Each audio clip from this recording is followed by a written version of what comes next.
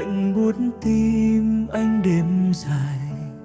Em đi bỏ lại một trời nhớ không phai.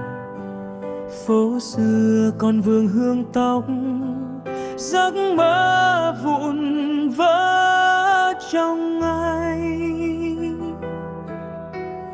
Anh gọi tên em trong gió, nhưng chỉ nghe tiếng mưa rơi. Khi anh có em, đời như ngừng lại. Anh mơ đây soi sáng hồn anh. Khi anh mất em, đêm dài tê tái. Trái tim rơi giữa khoảng không vô hình.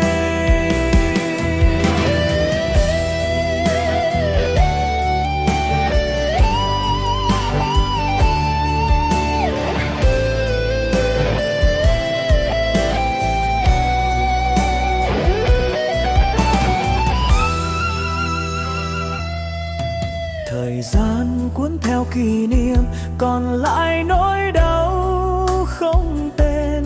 Anh vẫn hát một mình, giữa đêm nghe tim mình vỡ. Khi